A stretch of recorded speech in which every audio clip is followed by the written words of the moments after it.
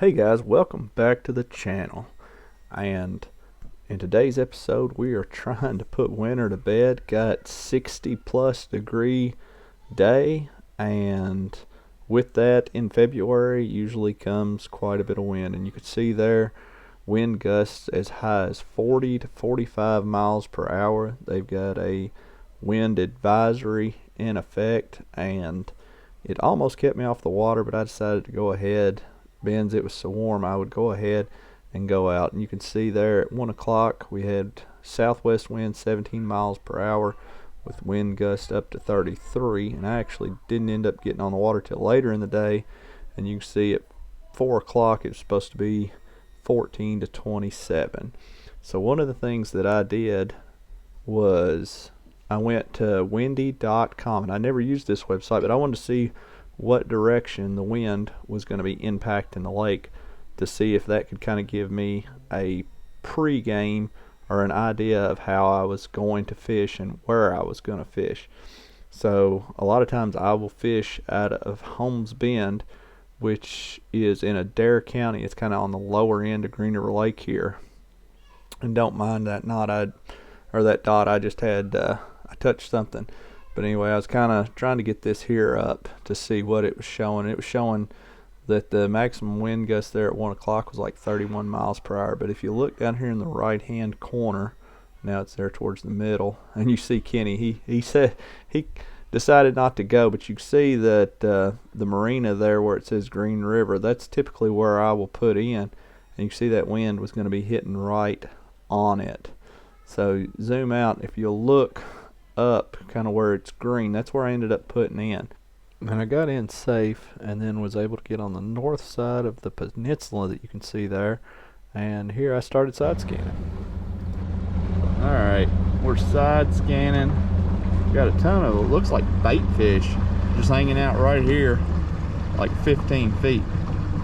So we're just going to see if we can ease in here and find us a brush pile. They're pulling the lake awful hard, so there ought to be some brush right in here.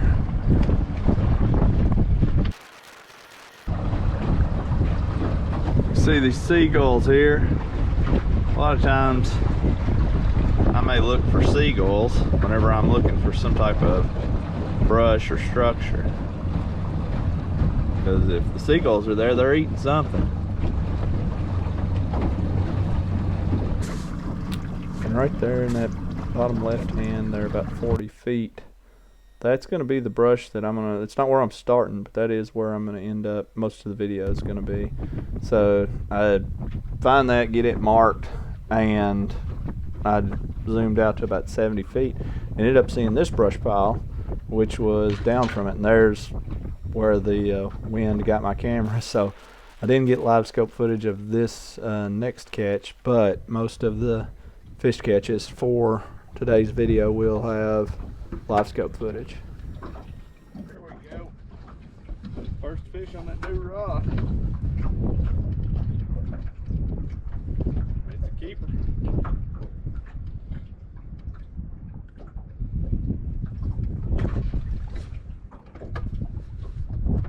You see, this wind is just ridiculous. I'm gonna try to set this camera back up.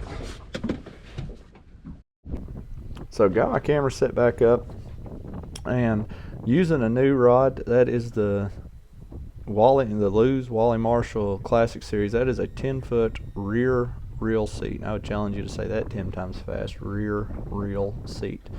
But it had the smaller, like, I guess, fly fishing type reel, and I think it would definitely be a great application whenever you're fishing shallower fish. But these fish here are down there, of course, below, down probably lower than 10 feet. So I picked up my 14-foot bait caster, and I had a hair jig tied on that I had used the last time that I had used that rod, and just watch kind of what happens here. So I've got that, and you see with that 14 foot I'm able actually to get that pole whenever I'm standing behind my live scope there out to just at about 9 feet, and trying to navigate this brush pile, and I can see a pretty decent signature in there and I'm making an approach, which with the wind, the biggest problem with the wind was that it wasn't that it was just, and see, I've kind of got this fish's attention right here. Well, actually not the one that I was looking, but right there, that one comes up and looks, but he won't commit. So whenever you have that kind of attention from a fish and it doesn't commit, it's time to try something a little different.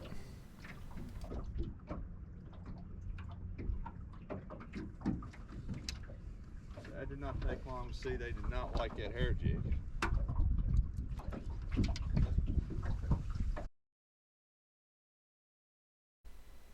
So pick up another 10-foot rear reel seat rod. It's the Pro Target, and I think this was the second time I got to fish with it. Me and Kenny went the other day. Didn't do any videoing, but I got to try it out, and don't know that I'm really sold on the rear reel seats yet.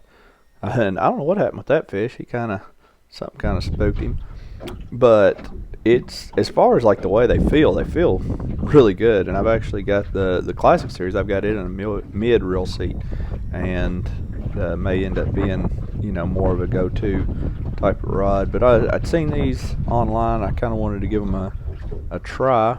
And as far as the sensitivity, the feel, the balance, really good. It's just I've not fished with this the reel seat way back there, so it'll take a little bit getting used to, but having fun with it anyway. But I went with a tube jig this time, and went with the Cajun Cricket. It's like an orange type of tube jig that is made by Strike King, and they're not the only ones that make that color scheme or those tubes, but that was the one that I was using today, and able to use it and started putting some fish in the boat.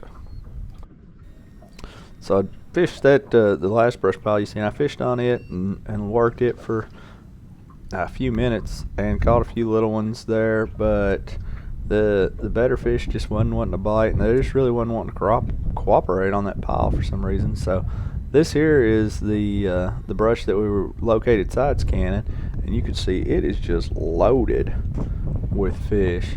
So able to get on them and just trying to, you had to hold that bait on there for a while, but as you can see here, we got one to commit.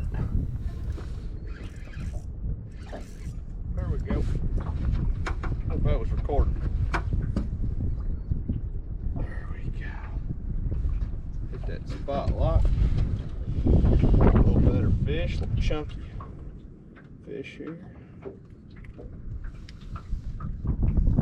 Begin to egg up. Get that out.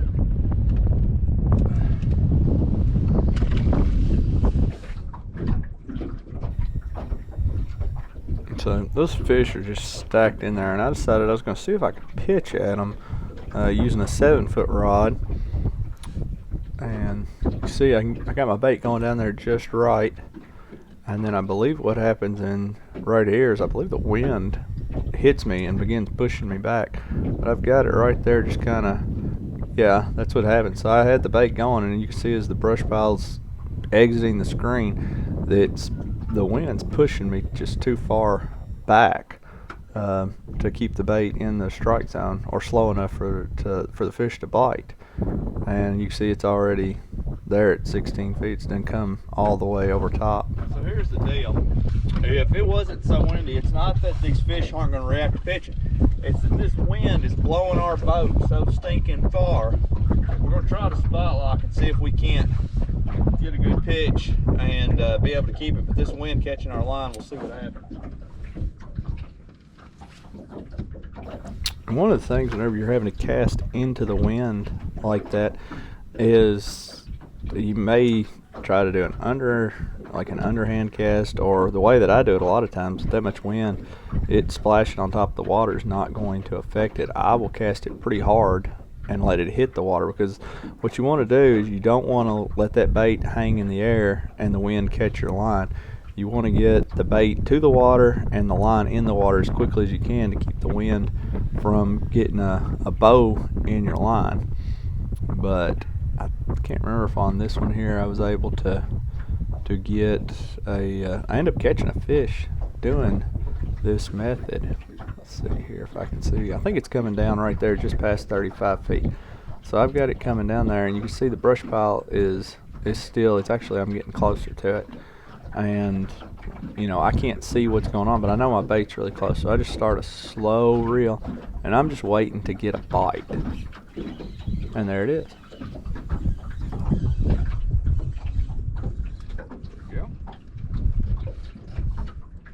There we go. Little one. So given the wind, and it doesn't look, you know, the water or something, for some reason, whenever you capture the wind on the water, it never looks as rough as it actually is. There was times where I was having to turn my trolling motor up to 13 and 14 just to stay in place or to stay still, and at 13 and 14 on a calm day, that'll run probably 2.5 to 3 miles per hour. It's getting it with that Garmin Force, but able to go with this you know, straight pole method, and you know, if you can keep it there long enough, when they commit, they would bite pretty good.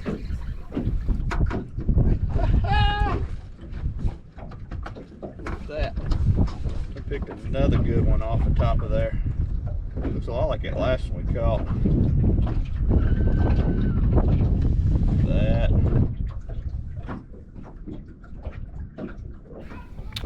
And of course, I'm calling some of these fish good fish, and for anybody that's fished down south, no, that wouldn't be a good fish on a big fish lake. I mean, I went and fished Cumberland today, which is the day after this is filmed, and hopefully I hadn't got to look at that footage. Hopefully it turned out good, and we were catching, you know, those fish that I was calling decent fish there. They would have been small on Cumberland, but a lot of times you just have to fish the day that you have, and on green you've got a 9-inch size limit. So anytime you're getting 10-11-inch fish, you know, that's a good quality fish for that lake. You know, I've caught 2-pounders out of here. I think the biggest I caught was like 2 pounds 10 ounces, and caught, you know, several fish over a pound, but sometimes they are fewer and far between, and I didn't weigh any of these today, just trying to get some, you know, footage that was relative to this time of year. But you can look, 39-degree water temps, and on this day it is, I think it was 67 on the drive up. So and I think it is worth noting that they're pulling the lake, and they've been pulling it for, I think, 2 days, meaning that they're letting water out of the spillway. You know, I see a lot of different things. Well, maybe not a lot of different things, but you know, you can kind of gauge the fish's behavior just based on what you're able to see, you know, on Livescope from that. And a lot of times, if they are pulling it and they shut it off, I'll see the fish quit biting. Or if they're not pulling it and they open it up, I'll see the fish just kind of quit biting. But they were doing really good here in this clip, or in these clips today. Wasn't the one we wanted.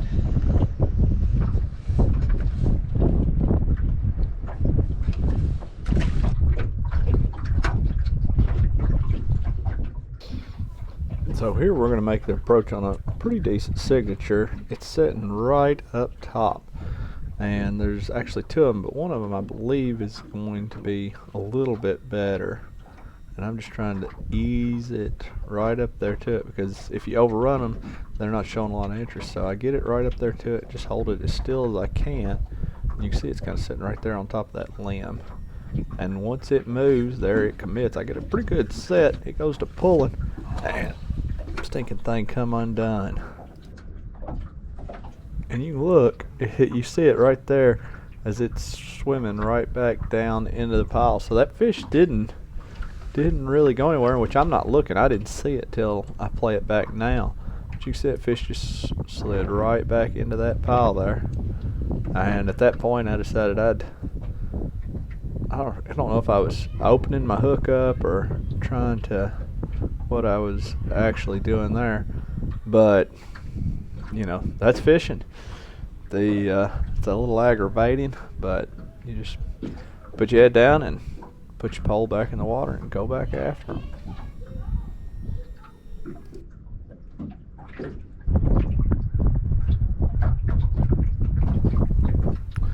So of course, at the first of the year, we had some really big floods here on Green River Lake, and really all of central Kentucky. And we've had snow or some type of weather event, it seems like every weekend. Last weekend we had more ice, which I was in Missouri at the Grizzly Jig Show. Had a big time. I guess give them a little bit of a plug. I was there at their store, and they have so much crappie fishing stuff there at Grizzly, and good assortment of different products, and you can order online. I've actually ordered from Grizzly before, and really good people. And from what I was able to see, they keep everything in-house. So right there in Missouri, I was able to talk to them, you know, about how they do things, and they have someone there that runs their online department, and was actually able to kind of go through the warehouse and just see how they have everything, and was real impressed with what we saw out there at Grizzly.